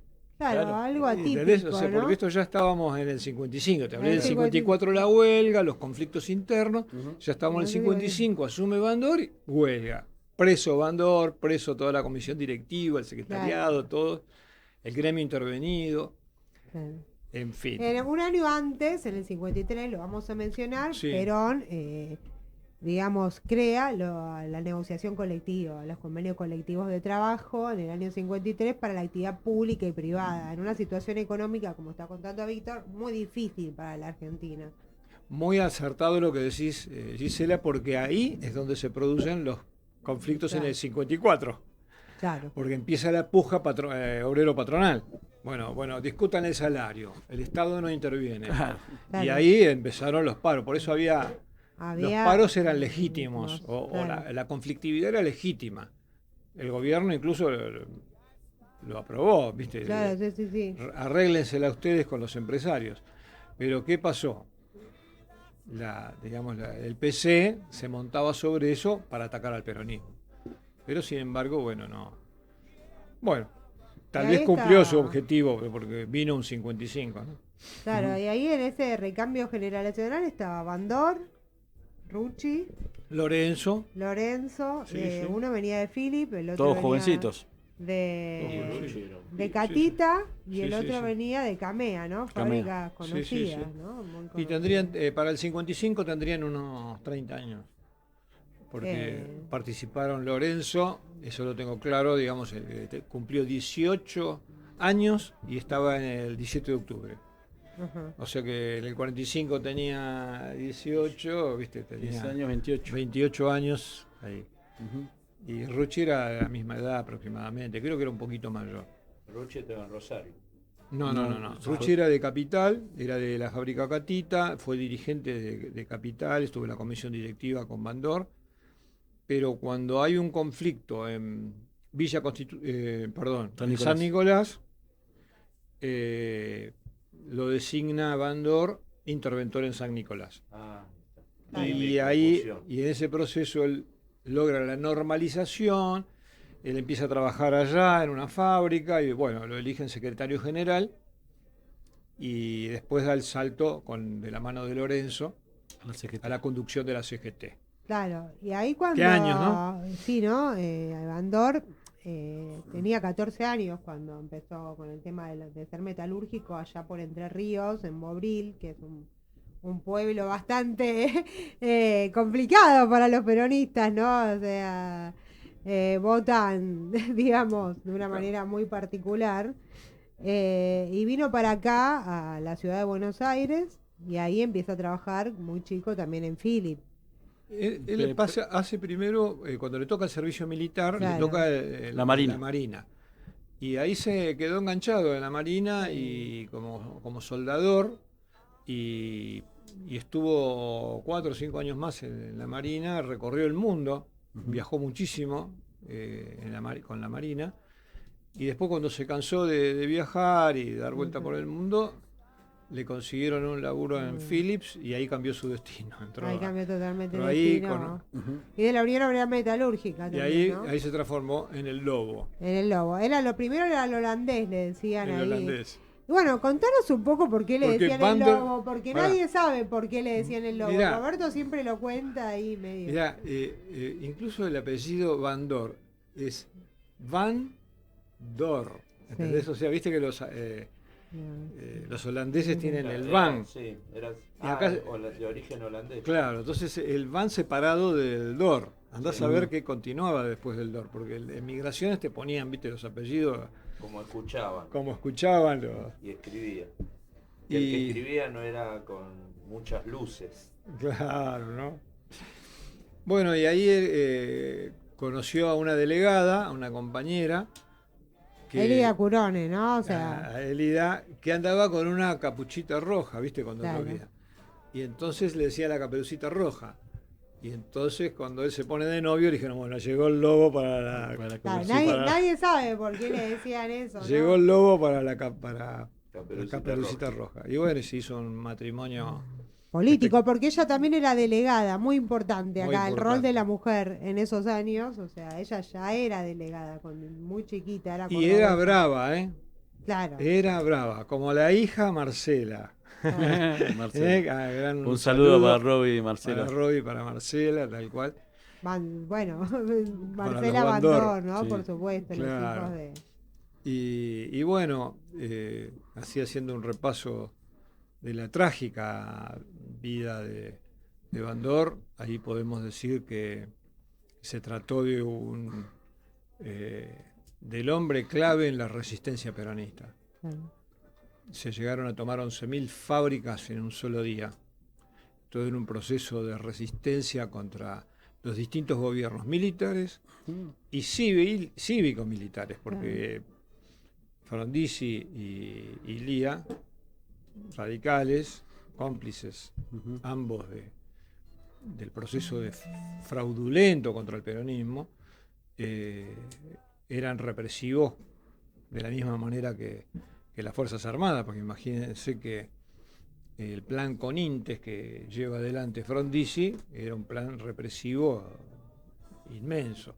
Y el que lleva adelante toda esa resistencia, el que financia todos los grupos de combativos y de los distintos grupos que van surgiendo de las fábricas es la UOM.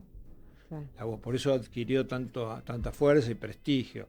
Y es una mentira y una calumnia que lo que se dice de Bandor contra Perón, ¿viste? Como que es más, ¿viste? La tendencia, y Montoneros lo acusan como si fuera el traidor, cuando los que le dieron la espalda a Perón fueron justamente ellos, ¿viste? Es como en la psicología, como es un reflejo, ¿no? Que le adjudican al otro lo que en realidad uno es. Y así fue la situación. Bandor fue asesinado, no por Montoneros, porque no existían los Montoneros en el 69, no existían. pero ese grupo integró finalmente Montoneros y fue recibido como héroes en Montoneros por Firmenich, por Vaca Narvaja y compañía. Es decir, que si le podemos ideológicamente o adjudicarles el asesinato, porque lo reivindicaban. Ruchi traidor, ¿te acordás? Cuando decía te va a pasar lo que te va a pasar a Bandor, y reivindicaban a Bandor como un traidor. Y eso fue uno de los elementos más complicados para esta organización terrorista, que vos fíjate que incluso el asesinato de Aramburu, porque Aramburu, el tipo que simbolizaba lo peor de la Libertadora, no era Aramburu, era Rojas, era el almirante Rojas, esa era la figura clave. Y y Aramburu en ese periodo, en el 69 y 70, antes de que lo asesinen, estaba buscando conversaciones con Perón para buscar una salida democrática, porque en la interna militar él estaba enfrentado a Onganía, o sea, internas hay en todos lados, ¿no? También en la oligarquía. Sí. La oligarquía también tiene sus internas. Fíjate ahora, Milei se pelea con... Claro, tiene sus internas. Y ahí estaba la interna de Onganía y Aramburu. Aramburu representaba un sector liberal y Onganía un sector también liberal, pero de cierto toque nacionalista oligárquico. Ahí estaban, en pugna ellos. De la misma manera que en el 55, y esto es importante tener en cuenta, Lonardi, que da el golpe, que dice no habrá vencedores ni vencidos, y sostiene a la CGT, mantiene el diario La Prensa que dirigía a la CGT, o sea, intenta mantener a los gremios, es volteado finalmente por Rojas y Aramburu. O sea, ahí tenés nuevamente la diferencia entre ese nacionalismo oligárquico y ese liberalismo reaccionario. Bueno. Entonces, cuando Aramburu busca un contacto con Perón para negociar y enfrentar lo asesina este grupo que nace y se llama Montoneros. Mira vos, bueno, ahí dejamos ahí porque estamos sobre la hora y la semana que viene, por supuesto, continuamos. 2 horas. Todavía falta el capítulo. No, vamos de a poquito. No, siempre el último. De a poquito. La última media hora del programa hablamos del libro y así vamos leyendo todos los si querés te hago el contacto con Vaca Narvaja. Bueno, está bien. Lo traemos. Sí. Por ahí se puede armar un lindo debate. Pero sí. Así que bueno, y vamos leyendo y vamos hablando y bueno, esperemos que todos los metalúrgicos lo vayan leyendo. Los que no lo tienen saben que lo pueden adquirir en nuestras redes sociales, Woncava, Capital, Radio Sónica y bueno, Peronista Rara, que soy yo, y si no, en www.wonracapital.org.ar. Así que bueno, muchas gracias a todos, muchas gracias Víctor, muchas gracias Felipe, Eduardo Vallese, muchas gracias Beto, que nos vemos el jueves, Beto Cuervo Ábalos, y gracias Gonza Cabral y Radio Sónica. El jueves 9 AM los esperamos.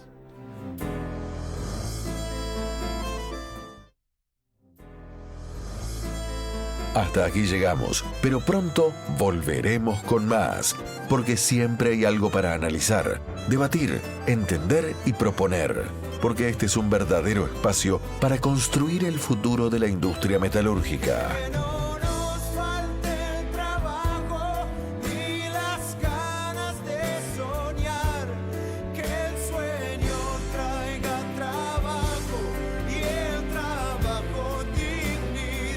Esto fue WOM Capital con vos. El próximo jueves nos volveremos a encontrar aquí en Radio Sónica.